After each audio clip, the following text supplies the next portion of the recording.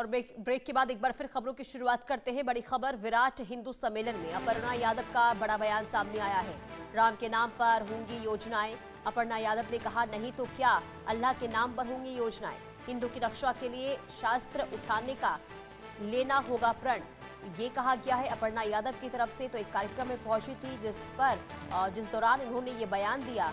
और दरअसल विराट हिंदू सम्मेलन का कार्यक्रम जिसमें अपर्णा यादव ने यह बयान दिया और कहा कि राम के नाम पर योजनाएं होंगी और नहीं तो क्या, अल्लाह के नाम पर योजनाएं होंगी। हिंदू की रक्षा के लिए अगर शस्त्र उठाने भी पड़े तो वो भी उठाने का प्रण लिया जाएगा, वो भी होगा।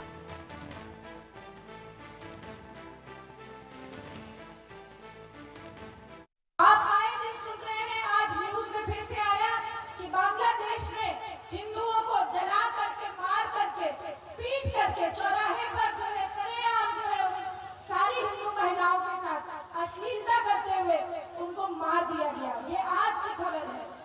मैं आप सबसे ही कहना चाहती हूँ कि आज हम हिंदू विराट सम्मेलन में हैं और आज हम ये प्रण लें कि जहाँ हमें शस्त्र उठाना पड़े अपने हिंदू समाज की रक्षा करने के लिए, वहाँ हम पीछे नहीं हटेंगे, नहीं हटेंगे और नहीं हटेंगे।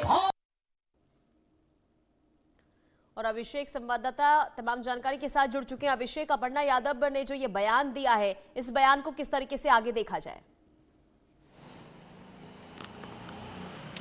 या बिल्कुल, देखिए, मुलायम सिंह परिवार की छोटी बहू और साथ ही साथ उत्तर प्रदेश महिला आयोग की उपाध्यक्ष अपर्णा यादव ने एक बड़ा बयान दिया है। सम्मेलन के दौरान उनकी भावनाएं निकलते हुए नजर आई और उन्होंने खुलकर कहा कि मनरेगा का नाम अगर भगवान राम के नाम पर नहीं रखा जाएगा तो क्या अल्लाह के नाम पर रखा जाएगा। ये बातें वो कहती नजर आई। उन्होंने खुलकर कहा कि हिंदुओं की रक्षा के लिए अब शस्त्र भी उठाना पड़े तो सबको तैयार रहना चाहिए। ये बातें वो एक सम्मेलन के दौरान कहती हुई नजर आई, जहां हिंदू रक्षा और हिंदू रक्षा समिति और सनातन को लेकर तमाम तरीके की बातें कही जा रही थी। उसी दौरान अपने संबोधन के दौरान उन्होंने ये बात कही है और तब से लगातार ये बातें चर्चा का विषय हैं। ख़ास तौर पर ऑपोजिशन की तरफ से भी तमाम तरीके की बातें कही जा रही है। लेकिन हाँ, अपर्णा यादव के दिए गए इस बयान के बाद जहां एक तरफ मनरेगा का नाम बदलने को लेकर अलग राजनीति चल रही थी, वहीं उनके इस बयान ने इसे और भी ज़्यादा चर्चा का विषय बना दिया और प्रतिक्रियाएं तेज़ी से सामने आ रही हैं इसको लेकर। और अभिषेक, एक तरफ देखिए, खुद अखिलेश यादव अब कई बार सवाल उठा चुके हैं मनरेगा का नाम बदलने को लेकर और उन्हीं के घर की बहू यानी कि मुलायम सिंह के घर की बहू अगर इस तरीके से प्रतिक्रिया देती हैं तो क्या सियासी हलचल भी देखने को मिलेगी अब? और किसी भी तरीके से कोई बयान अभी तक आया है क्या समाजवादी पार्टी की ओर से?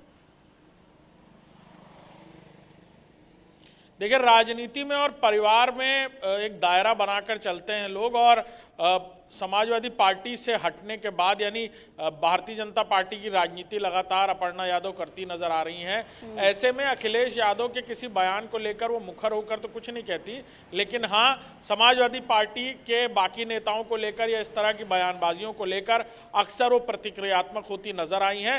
हालांकि अखिलेश यादव के बयान को लेकर उन्होंने स्पेसिफिकली तो कुछ नहीं कहा है, लेकिन हाँ, ये एक बड़ी बात कहती हुई वो नजर आई हैं। एक तरफ जहाँ समाजवादी पार्टी इस बात का विरोध कर रही है, तमाम तरीके की बातें अखिलेश यादव कह रहे हैं, मनरेगा का नाम बदले जाने को लेकर एक अलग पॉलिटिक्स शुरू हो गई है। मनरेगा के नाम को बदले जाने को लेकर ये कहा जा रहा है कि बाकी लोगों के नाम पर क्यों नहीं रखा गया, अगर ऐसा ही है तो बाकी महापुरुष हैं उनके नाम पर रखा जाना चाहिए। इस तरह की भी बातें कहते हुए लोग नजर आ रहे हैं और अब ऐसे में अपर्णा यादव का ये बयान सीधे तौर पर इस पूरी राजनीति को एक अलग एंगल देता हुआ नजर आ रहा है और अब इस पूरे मामले को लेकर टिप्पणियां तेजी से सामने आती नजर आ रही हैं।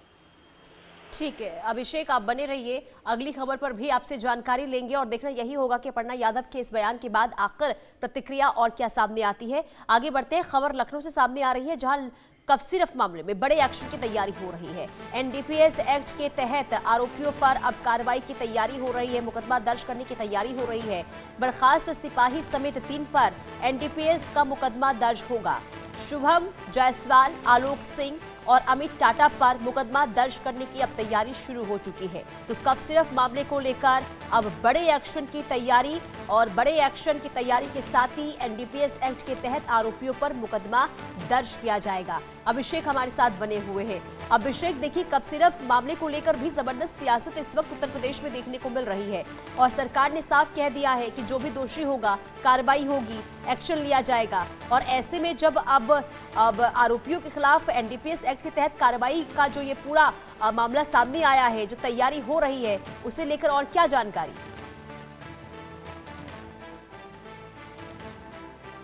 अभिषेक, उत्तर प्रदेश की एंटी नार्कोटिक्स टास्क फोर्स ने पहला मुकदमा दर्ज किया था और उसके बाद से 1 साल के अंदर कई सारी इन्वेस्टिगेशंस के दौरान इस फेनिड्रिल कफ सिरप, जो कोडेन युक्त कफ सिरप है, इसके इस नेटवर्क के बारे में जानकारियां सामने आई। कई सारी गिरफ्तारियां सीज हुई और तमाम बॉटल्स सीज हुई कफ सिरप के, जिसमें पता चला कि ये फेनिड्रिल जो कफ सिरप है ये कोडेन युक्त है और इसे विदेशों में सप्लाई किया जाता है, खासतौर पर बांग्लादेश में इसे नशीले पदार्थ के तौर पर सप्लाई किया जाता है।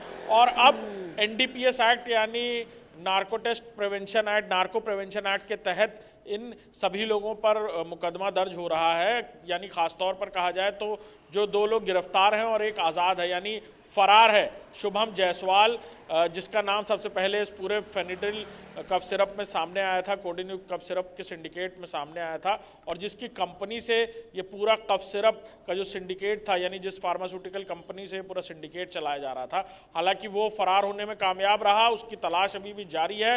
जानकारी मिल रही है कि वो दुबई में छुपा बैठा है। इससे पहले कुछ दिन पहले उसने एक बयान भी जारी किया था वहीं से बैठकर, जिसमें वो सफाई दे रहा था, माफ़ी मांग रहा था, इंसाफ की गुहार लगा रहा था। और ऐसे में 2 लोगों की जिनकी गिरफ्तारी हुई, यानी बर्खास्त यूपी पुलिस के सिपाही आलोक सिंह और साथ ही साथ अमित सिंह टाटा, इन लोगों के खिलाफ अब ये एनडीपीएस एक्ट के तहत जल्द ही कार्रवाई होगी और एफआईआर दर्ज की जाएगी, यानी नार्को प्रिवेंशन एक्ट के तहत। जी। और एक तरफ देखिए अभिषेक, क्योंकि इसे लेकर लगातार अखिलेश यादव सवाल उठा रहे हैं, बुलडोजर कार्रवाई की बात कह रहे हैं, इस पूरे मामले को लेकर अब तक कितनी गिरफ्तारियां हुई है और आगे, क्योंकि आरोपियों के खिलाफ केस दर्ज करने की तैयारी तो हो ही रही है, लेकिन जो विपक्ष सवाल उठा रहा है उनके सवालों का जवाब देने के लिए क्या एक्शन अब तक इस पूरे मामले को लेकर हुआ? देखिए, बड़े पैमाने पर कहा जाए तो ये पूरा कफ सिरप सिंडिकेट कई राज्यों में फैला हुआ था और यही वजह है कि इन्फोर्समेंट डायरेक्टरेट और देश की बाकी लॉ इन्फोर्समेंट एजेंसीज इस पूरी सिंडिकेट की तलाश कर रही हैं, उसके नेटवर्क को खंगाल रही हैं। इन्फोर्समेंट डायरेक्टरेट ने भी एक साथ 25 जगह रेड की थी और कई सारी जानकारियां सामने आई थी उस रेड के दौरान। जिस तरह से मनी लॉन्ड्रिंग का मामला सामने आया था कि करोड़ों अरबों रुपए कैसे खपाए गए, बैंक खातों से किस तरह से ट्रांजैक्शन किया गया, शुभम जायसवाल और उनके पिता की कंपनी के सिंडिकेट समझ में आए थे इन्फोर्समेंट डायरेक्टरेट को कि कैसे वो पैसे आते तो थे लेकिन उसे कैसे छोटे छोटे बड़े बड़े अमाउंट्स में इधर उधर मैनेज किया जाता था। यानी ब्लैक एंड वाइट का भी गेम चल रहा था, यानी मनी लॉन्ड्रिंग का भी ये लोग काम तेजी से कर रहे थे और हवाला ट्रेडिंग और तमाम तरीके के ब्लैक मनी सिंडिकेट से ये पूरी जो नेटवर्क है ये जुड़ा हुआ था। लिहाजा देश की बाकी एजेंसियां भी इस पूरे नेटवर्क को खंगालने में जुटी हुई हैं और उत्तर प्रदेश के कई जिलों में कई सारी गिरफ्तारियां हुई हैं इस कोडेन युक्त कफ सिरप के सप्लायर से, इनके स्टोर जहां इन्हें किया जाता था, इन्हें मार्केट में उतारने वाले वो दुकानदार जो इन्हें बेच रहे थे। यानी 100 से ऊपर लोग हैं जो इस पूरी फहरिस्त में थे और कई सारे लोगों की गिरफ्तारी भी इस पूरे मामले में हुई है। बिल्कुल, और आगे भी एक्शन लगातार अभिषेक देखने को मिल रहा है और देखना यही होगा कि आगे आरोपियों तक किस तरीके से पहुंचा जाता है और क्या कार्रवाई होती है। बहुत शुक्रिया अभिषेक तमाम जानकारी देने के लिए। और आगे बढ़ते हैं, खबर ग्वालियर से। ग्वालियर में जय श्री राम लिखने पर धमकी